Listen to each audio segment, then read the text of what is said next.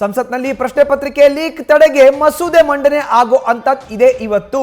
ಸಂಸತ್ನಲ್ಲಿ ಈಗ ಅಧಿವೇಶನ ಆರಂಭ ಆಗಿದೆ, ಒಂದು ವಾರ ಆಯಿತು, ಬಟ್ ಅಧಿವೇಶನ ಸರಿಯಾಗಿ ಸಮರ್ಪಕವಾಗಿ ನಡೆದಿಲ್ಲ. ಬಟ್ ಇವತ್ತು ಪ್ರಶ್ನೆ ಪತ್ರಿಕೆ ಲೀಕ್ ತಡೆಗೆ ಮಸೂದೆ ಮಂಡನೆ ಆಗುವಂಥದ್ದು ಇದೆ. ಅಕ್ರಮ ವಿರುದ್ಧ ಕೇಂದ್ರದಿಂದ ತಿದ್ದುಪಡಿ ಮಸೂದೆ ಮಂಡನೆ ಆಗುತ್ತೆ. ಪ್ರತಿ ರಾಜ್ಯದಲ್ಲೂ ಶೀಘ್ರಗತಿ ಕೋರ್ಟ್ ಸ್ಥಾಪನೆ, ವಿಚಾರಣೆ. ಈ ಕೋರ್ಟ್ಗಳಲ್ಲಿ ಪ್ರಶ್ನೆ ಪತ್ರಿಕೆ ಸೋರಿಕೆ ಕೇಸ್ ವಿಚಾರಣೆ ಆಗುತ್ತೆ. ಪ್ರಶ್ನೆ ಪತ್ರಿಕೆಯ ಸೋರಿಕೆ ತನಿಖೆಗೆ 2 ತಿಂಗಳು ಕಾಲಾವಕಾಶವನ್ನು ಕೊಡಲಾಗುತ್ತೆ. ಕೋರ್ಟ್ಗೆ ತನಿಖಾ ಸಂಸ್ಥೆಗಳು ಆರೋಪ ಪಟ್ಟಿಯನ್ನು ಸಲ್ಲಿಕೆ ಮಾಡಬೇಕಾಗುತ್ತೆ. ಬಳಿಕ 3 ತಿಂಗಳಲ್ಲಿ ಕೋರ್ಟ್ ವಿಚಾರಣೆ ಅಂತ್ಯಗೊಳಿಸಿ ತೀರ್ಪನ್ನು ಕೊಡಬೇಕಾಗತ್ತೆ. ಇದು ಈ ಮಸೂದೆಯಲ್ಲಿ ಇರುವಂಥ ಪ್ರಮುಖ ಅಂಶಗಳು. ನಾನು ಇವಾಗೇನು ಹೇಳ್ತಾ ಇದ್ದೀನಲ್ಲ, ಇದು ತಪ್ಪಿತಸ್ಥರಿಗೆ 10 ವರ್ಷ ಜೈಲು ಶಿಕ್ಷೆ, 10 ಕೋಟಿ ರೂಪಾಯಿ ದಂಡ. 2024ರ ಕಾಯ್ದೆಯಲ್ಲಿ ಕಡಿಮೆ ಜೈಲು ಶಿಕ್ಷೆ ಇತ್ತು, ಕಡಿಮೆ ದಂಡ ಇತ್ತು. ಈಗ ಅದನ್ನು ತಿದ್ದುಪಡಿ ಮಾಡ್ತಾರೆ. ಕಾಯ್ದೆ ಸೇಮ್ ಇರುತ್ತೆ, ತಿದ್ದುಪಡಿ ಮಾಡ್ತಾರೆ, ಅದನ್ನು ಅಪ್ಗ್ರೇಡ್ ಮಾಡ್ತಾರೆ.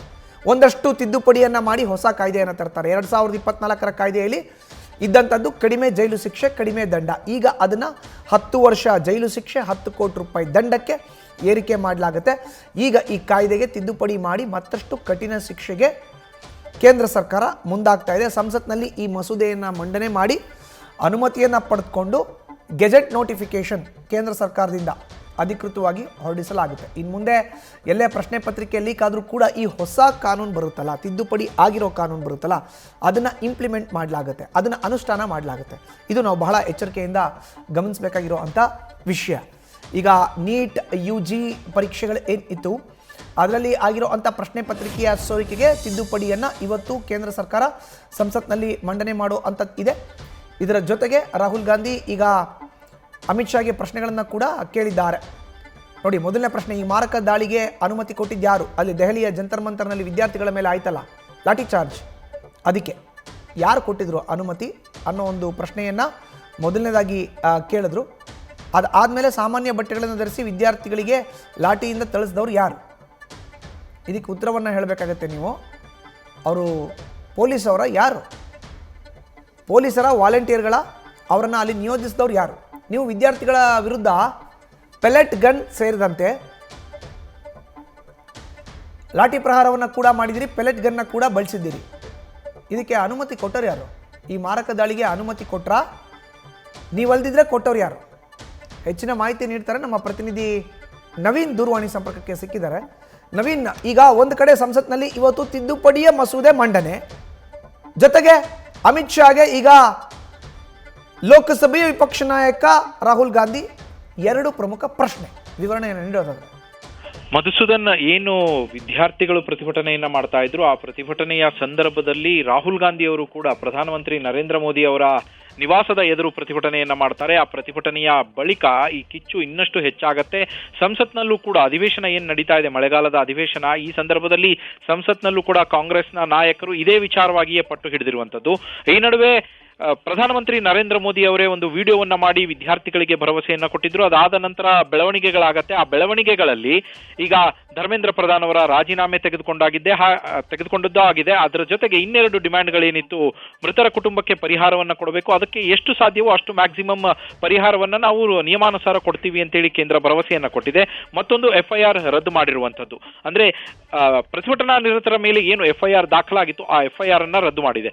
ಇದೆಲ್ಲದರ ಜೊತೆಗೇನೆ ಕೇಂದ್ರ ಸರ್ಕಾರ ಮತ್ತೊಂದು ಭರವಸೆಯನ್ನ ಕೊಟ್ಟಿತ್ತು. ಅದು ಏನು ಅಂದ್ರೆ, ಈ ತರದ ಪ್ರಶ್ನೆ ಪತ್ರಿಕೆ ಸೋರಿಕೆ ಏನು ಆಗ್ತಾ ಇದೆ, ಆ ಪ್ರಶ್ನೆ ಪತ್ರಿಕೆ ಸೋರಿಕೆಗಳ ವಿಚಾರದಲ್ಲಿ ಕಠಿಣವಾದಂತಹ ಕ್ರಮವನ್ನ ಕೈಗೊಳ್ಳೋದಕ್ಕೆ ಅಗತ್ಯ ಇರುವಂತಹ ತಿದ್ದುಪಡಿಯನ್ನ ನಾವು ತೆಗೆದುಕೊಂಡು ಬರ್ತೇವೆ ಕಾಯ್ದೆಗೆ ಅಂತ ಹೇಳಿ ಆ ತಿದ್ದುಪಡಿ ಮಸೂದೆಯನ್ನ ಇವತ್ತು ಮಂಡನೆ ಮಾಡೋದಕ್ಕಿದ್ದಾರೆ ಕೇಂದ್ರ ಸರ್ಕಾರದಿಂದ. ಸಂಸತ್ನಲ್ಲಿ ಇವತ್ತು ಮಂಡನೆ ಆಗತ್ತೆ. ಮಂಡನೆ ಆದ ಮೇಲೆ ಅದರ ಬಗ್ಗೆ ಚರ್ಚೆಯೂ ಆಗತ್ತೆ. ಹಾಗೆ ಇವತ್ತೇ ಅದನ್ನ ಅಪ್ರೂವಲ್ ತೆಗೆದುಕೊಳ್ಳುವ ಪ್ರಯತ್ನವನ್ನು ಮಾಡ್ತಾರೆ ಅಂತೇಳಿ ಮಾಹಿತಿ ಇರುವಂತದ್ದು. ಈ ತಿದ್ದುಪಡಿ ಕಾಯ್ದೆಯ ಪ್ರಕಾರ ಈ ಹಿಂದೆ ಏನಿತ್ತು, ಮೊದಲಿಗೆ ಕಡಿಮೆ ಶಿಕ್ಷೆಯ ಪ್ರಮಾಣ, ಕಡಿಮೆ ದಂಡದ ಪ್ರಮಾಣ ಇದ್ದಿದ್ದು, ಅದನ್ನ ಈಗ 10 ವರ್ಷ ಜೈಲು ಶಿಕ್ಷೆ ಹಾಗೆ 10 ಕೋಟಿ ರೂಪಾಯಿ ದಂಡಕ್ಕೆ ಏರಿಕೆ ಮಾಡುವಂಥದ್ದು, ಅಥವಾ ಎರಡೂ ಕೊಡಬಹುದಾದಂತಹ ನಿಯಮವನ್ನ ತರ್ತಾ ಇರುವಂತದ್ದು. ಇದರ ಜೊತೆಗೇನೆ ಫಾಸ್ಟ್ ಟ್ರ್ಯಾಕ್ ಕೋರ್ಟ್ಗಳನ್ನ, ಇದಕ್ಕೋಸ್ಕರವಂತಲೇ ಫಾಸ್ಟ್ ಟ್ರ್ಯಾಕ್ ಕೋರ್ಟ್ಗಳನ್ನ ಕೂಡ ನಿರ್ಮಿಸುವಂತದ್ದು.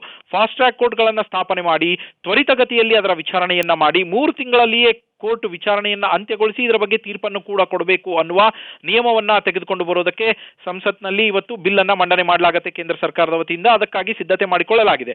ಮತ್ತೊಂದೆಡೆ ನಿನ್ನೆ ಏನು ಬೆಳವಣಿಗೆ ಆಯಿತು, ರಾಹುಲ್ ಗಾಂಧಿ ಅವರು ಒಂದು ಟ್ವೀಟ್ ಅನ್ನ ಮಾಡ್ತಾರೆ. ಟ್ವೀಟ್ ಮಾಡಿ ಅಮಿತ್ ಶಾ ಅವರಿಗೆ 2 ಪ್ರಶ್ನೆಗಳನ್ನ ಕೇಳಿದ್ದಾರೆ. ವಿದ್ಯಾರ್ಥಿಗಳ ಮೇಲೆ ನಡೆದಂತಹ ಆ ಮಾರಕ ದಾಳಿ, ಶಸ್ತ್ರಾಸ್ತ್ರಗಳನ್ನೆಲ್ಲ ಬಳಸಿದ್ದಾರೆ, ಅಲ್ಲಿ ಹಲವು ಆಯುಧಗಳನ್ನ ತೆಗೆದುಕೊಂಡು ಬಂದಿದ್ರು, ಇದೆಲ್ಲ ಆಗಿತ್ತು. ಪೆಲೆಟ್ ಗನ್ಗಳನ್ನ ಕೂಡ ತೆಗೆದುಕೊಂಡು ಬಂದಿದ್ರು. ಪೆಲೆಟ್ ಗನ್ಗಳಿಂದ ದಾಳಿ ಮಾಡಿದ್ದು ಯಾರು ಅನ್ನೋ ಪ್ರಶ್ನೆಯನ್ನ ಮಾಡಿದ್ರು. ಇದಕ್ಕೆ ಅನುಮತಿಯನ್ನ ಕೊಟ್ಟವ್ರು ಯಾರು ಅಂತ ಹೇಳಿ ಪ್ರಶ್ನೆ ಮಾಡಿದ್ರು. ನೀವೇ ಕೊಟ್ಟಿದ್ರಾ? ಒಂದು ವೇಳೆ ನೀವು ಕೊಟ್ಟಿಲ್ಲ ಅಂದ್ರೆ ಬೇರೆ ಯಾರು ಕೊಟ್ಟರು ಹಾಗಿದ್ರೆ? ಹಾಗೇನೆ ಅಲ್ಲಿ ಸಿವಿಲ್ ಡ್ರೆಸ್ ಅಲ್ಲಿ ಒಂದಷ್ಟು ಜನ ಬಂದು ಅಟ್ಯಾಕ್ ಅನ್ನ ಮಾಡಿರ್ತಾರೆ. ಸಿಬ್ಬಂದಿ ಅಷ್ಟೇ ಅಲ್ಲದೆ ಸಿವಿಲ್ ಡ್ರೆಸ್ ಅಲ್ಲೂ ಕೂಡ ಬಂದು ಅಟ್ಯಾಕ್ ಆಗಿರುತ್ತೆ. ಅವ್ರ ಕೈಗಳಲ್ಲೂ ಕೂಡ ಲಾಠಿ ಸೇರಿದಂತೆ ಪೆಲೆಟ್ ಗನ್ಗಳು ಕೂಡ ಇತ್ತು. ಅವರು ಯಾರು? ಅವರು ಪೊಲೀಸ್ ಸಿಬ್ಬಂದಿ ಏನಾ? ಸಮವಸ್ತ್ರದಲ್ಲಿ ಇಲ್ಲದೆ ಸಿವಿಲ್ ಡ್ರೆಸ್ ಅಲ್ಲಿ ಬಂದವರು ಪೊಲೀಸ್ ಸಿಬ್ಬಂದಿಯಾ? ಪೊಲೀಸ್ ಸಿಬ್ಬಂದಿ ಅಲ್ಲದೆ ಇದ್ರೆ ವಾಲಂಟಿಯರ್ಗಳ ಅವರುಗಳನ್ನ ಅಲ್ಲಿ ನಿಯೋಜನೆ ಮಾಡಿದ್ ಯಾರು ಅನ್ನೋ ಪ್ರಶ್ನೆಯನ್ನ ಕೂಡ ಕೇಳಿದ್ದಾರೆ. ಇದೇ ವಿಚಾರವಾಗಿ ಸಂಸತ್ನಲ್ಲಿ ಗಲಾಟೆ ಕೂಡ ಆಗುವ ಸಾಧ್ಯತೆ ಇವತ್ತು ಕೂಡ ಇರುವಂತದ್ದು. ಮಧುಸೂದನ್, ಧನ್ಯವಾದ ನವೀನ್ ನಿಮ್ಮ ಮಾಹಿತಿಗೆ. ನ್ಯೂಸ್ ಫಸ್ಟ್ ನಿರ್ಭೀತಿಯಿಂದ ನಿಮ್ಮ ಪರವಾಗಿ.